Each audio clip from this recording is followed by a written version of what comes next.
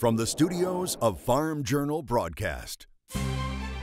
Coming up on Ag Day, 1 year into his tenure as Ag Secretary, Sonny Perdue testifies to the Senate Ag Committee on the I-80 planning tour. Farmers in northwest Indiana experienced historical flooding over the winter due to one of its rivers.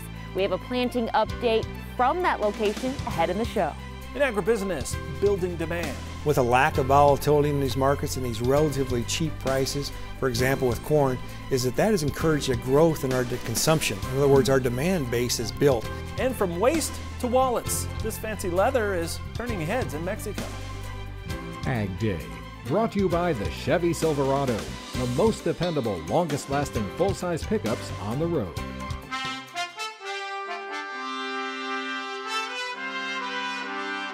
Good morning, I'm Clinton Griffiths. The Congressional Budget Office's latest outlook projects real gross domestic product will grow by 3.3% over the next year. That would be a 15-year high. Well, the ag economy, however, is on a different path.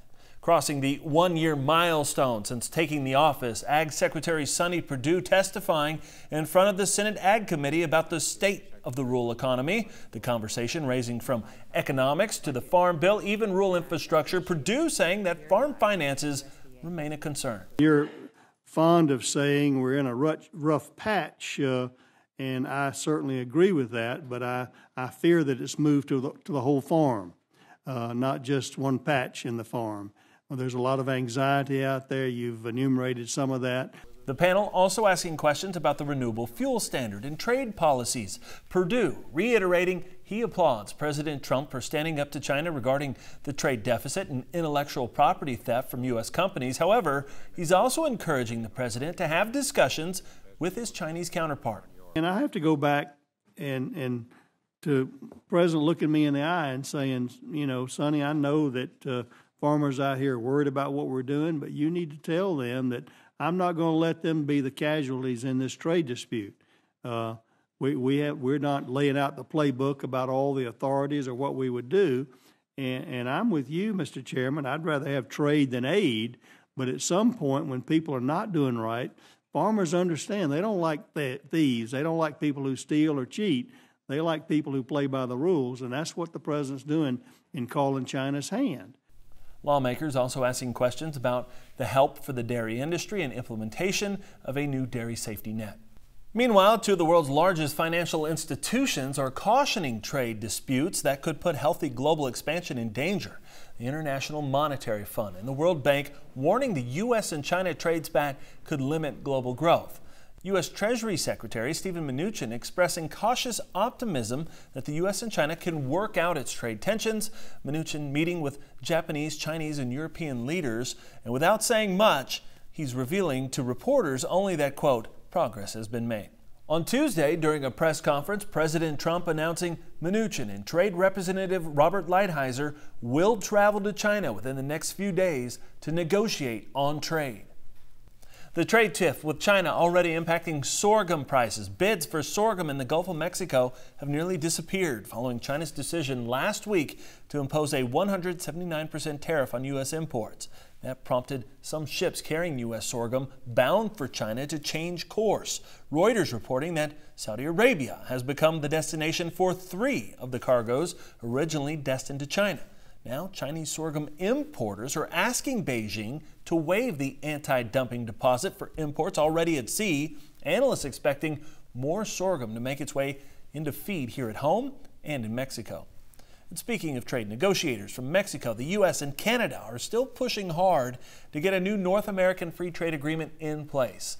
Negotiators meeting regularly in recent weeks, hoping for breakthroughs on some of the toughest issues. Those remaining include auto rules of origin, labor, dispute settlement mechanisms, and dairy. U.S. Trade Representative Robert Lighthizer says the goal is to have a preliminary agreement by May 4th with congressional approval before December holidays. I'm hopeful that we will see a successful NAFTA conclusion here shortly. That's never done till it's done, never over till it's over, but I'm hopeful that we will do that. Mexico's own legislative session ends August 31st, and any agreement would need to be done before then. Recent rains have eased fire concerns in northwest Oklahoma. Damage in the recent wildfire outbreak now being assessed, and it puts cattle losses at more than 1,100. State officials say livestock producers who lost animals in the wildfires may qualify for USDA's Livestock Indemnity Program. LIP payments are made by calculating 75% of the fair market value for the affected stock. Producers must file the losses directly with their county FSA office.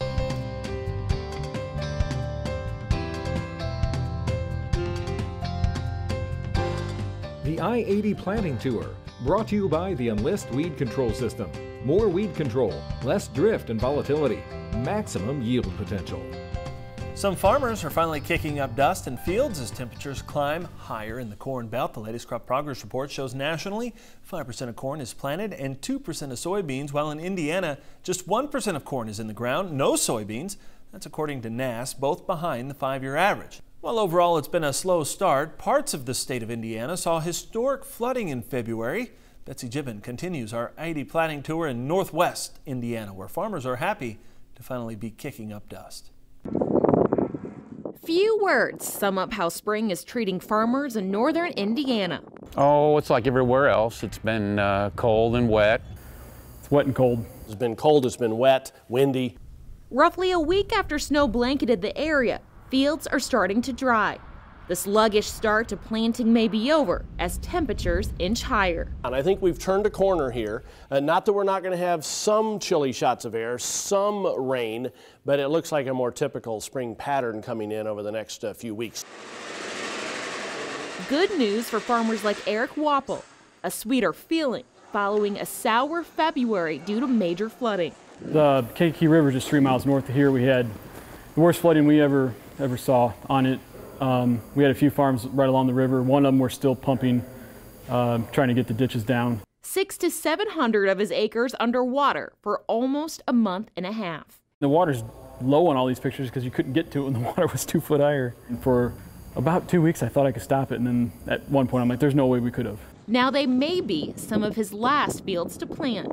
The one farm, it might be a couple more weeks where we could get over it, but we should be somewhat on time in those farms yet. Well, that was an amazing flood. We had snow on the ground, several inches. There was a frozen ground, and we got a whole bunch of rain on top of it. So the combination of all of that led some of the rivers in northern Indiana to hit historic levels. Still, Wapple began planting his driest fields over the weekend, with both corn and soybean planters rolling at the same time. I'm not too worried yet. The forecast looks decent for next week. As long as we can get out there and fire on all cylinders, get some acres in, I think we'll be fine. It was 40 degrees. The ground is not quite fit to plant for Jeff Peterson. He needs a string of days to continue the field work he started over the weekend before he even thinks about dusting off the planter. I would say we have a good week and a half of field work. And I also sell seed, and I'm trying to get deliveries done. He says it's not a worry for his customers or him for now.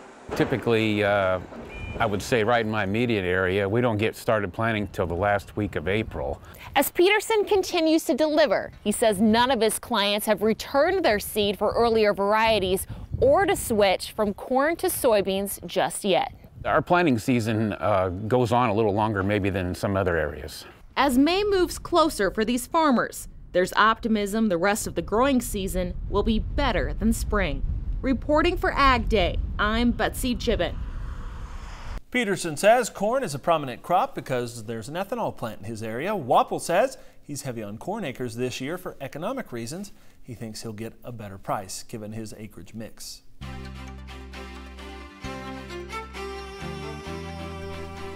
Better weather has producers rolling this week. Let's get an update from Mike Hoffman. Today's crop comments. Good morning, Mike. Good morning, Clinton. Peter Gill in Putnam County, Illinois, starting up the planter this week and has the picture to prove it. USDA says 4% of corn has been planted in Illinois. That's 16 points behind the 5-year average. No soybeans have been planted as of the week ending on April 22nd. That's only 1 tick below average. And you can forget the corn planter in Tumbleton, Alabama. Jason Burke showing us the corn he planted March 23rd. He says temperatures have been cool in his area, but soil moisture is ideal. He plans to plant cotton on Friday. And taking a look at the wind speed forecast, you can see kind of from the Great Lakes to West Texas, southeastern New Mexico, a little bit windy this morning. That moves into the Rio Grande area in Texas, continues through parts of the Great Lakes. And it becomes windier later today and overnight across the northern plains. You can see that next little cold front kind of moving through. So by later today, we're from the western Great Lakes into the panhandle of Texas. We'll talk more about your forecast coming up in a few minutes. But first, here are some hometown temps. Your next piece of equipment is on MachineryPete.com. Search equipment from dealerships across the country to find what you're looking for. Only on MachineryPete.com. When we come back, we'll talk about demand, how hard is it to develop, and how fast can it change? Analysis with Brian Basting. And would you turn this into these in the name of conservation? Details today in the country.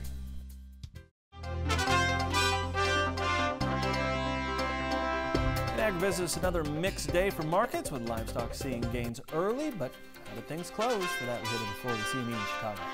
And as we look at live cattle, or we'll call it fat cattle, what do we see here? It looks like the panic is over. With the trade war talk and the tariff talk was the real crowning blow, which pushed the fat cattle down to about 97. Of course, now we're trading around near the 105 level. Of course, we're buyers at 103.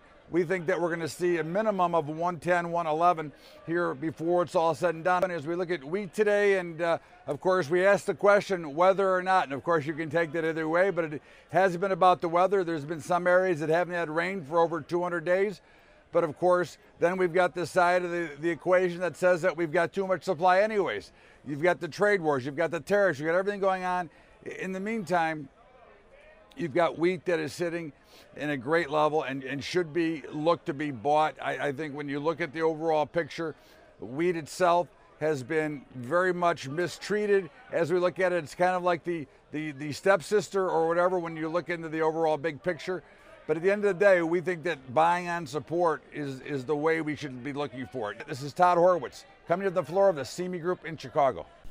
Here at the Agribusiness Desk, we have Brian Basting, Advanced Trading, our guest here. Brian, let's talk about the idea of using the crop that we have, because carryover numbers are pretty big, especially for corn.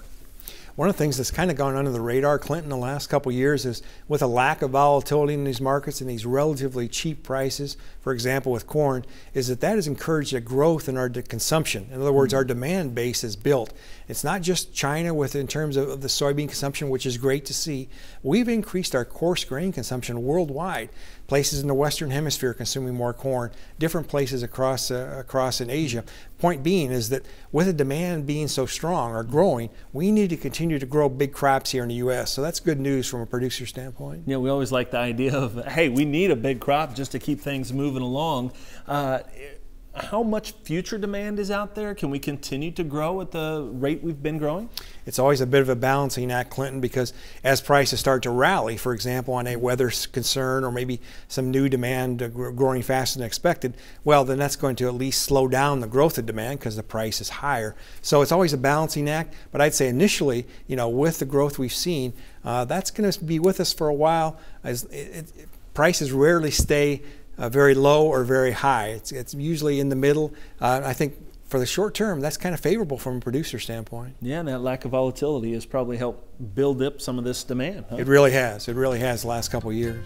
All right. Appreciate it, Brian. Thanks so much for being here. We'll be back with more AgDay in just a minute. To talk with Brian one-on-one, call Advanced Trading at 800-664-2314 or head online to advanced-trading.com.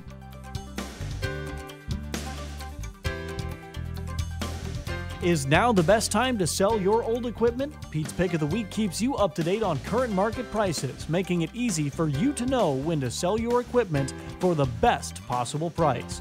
Text PETE6 to 31313 to get started.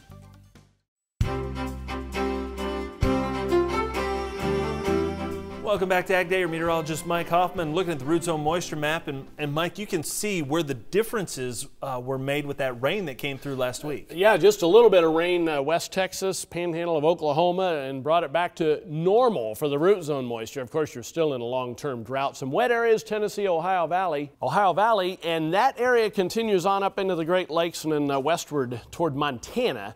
Very dry areas, obviously, the central and southern Rockies into parts of California.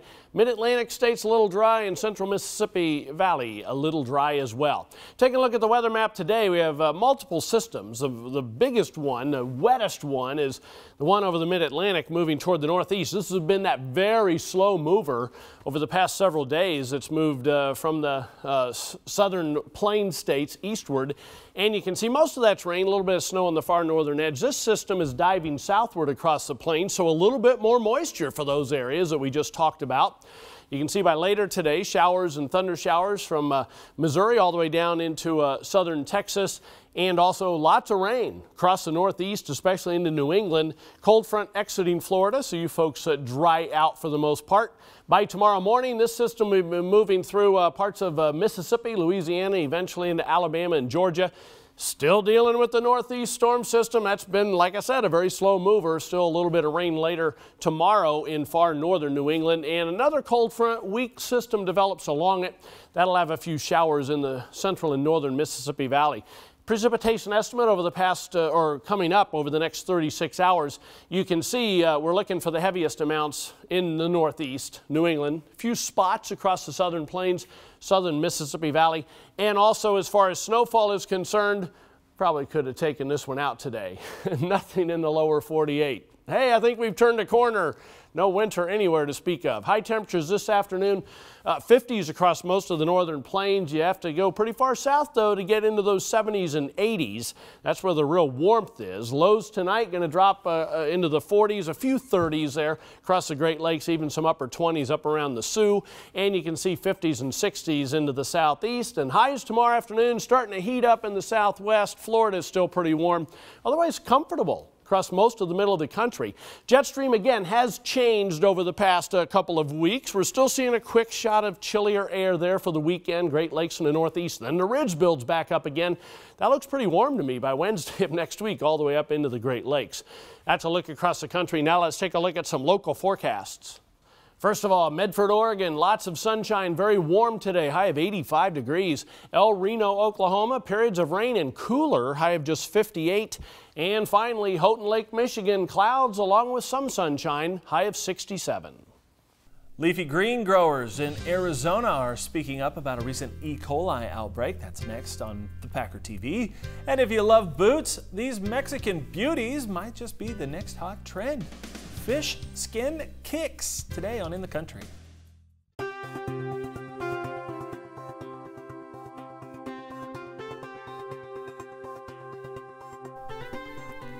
On the Packer TV, the investigation into an outbreak of E. coli linked to chopped romaine lettuce continues. More than 50 people were reported ill across 16 states. The lettuce now traced to Yuma, Arizona. While much of the production has now shifted to California, some is still coming in from Florida and Mexico.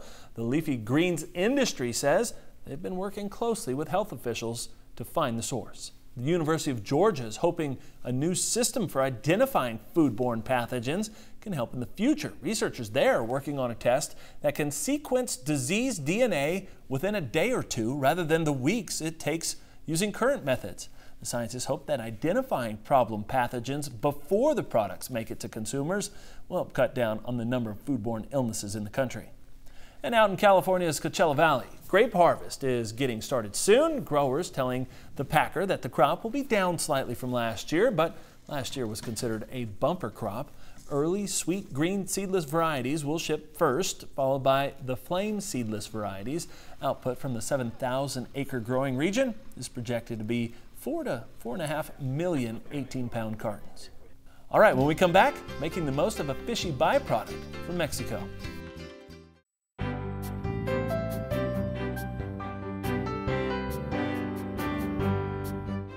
In the Country, sponsored by Kubota. Tractors, hay tools, utility vehicles, mowers, and more. Visit KubotaUSA.com today. A project to find an ecological way to dispose of stinking, rotting fish skins has spawned a new industry in Mexico. And what was once a waste problem is now a high-fashion accessory. Tilapia fish farming, gaining popularity as an economical source of protein, but processing the fish for food leaves behind a lot of fish skins. Now, rather than throw the skins out, researchers found a proven way of tanning the skins for use in things like boots, handbags, and clothing. The new use adds value to the fish industry and creates a soft, flexible, and durable product. But it's not without challenges. Fish skins are small, so they have to be crafted into items that are the appropriate size. Researchers are now looking for the best way to stitch the skins together to make larger products like coats and jackets. And that's all the time we have this morning. We're sure glad you tuned in. Spend part of your day with us. For Mike Hoffman and Betsy Gibbon, I'm Clinton Griffiths. Have a great day.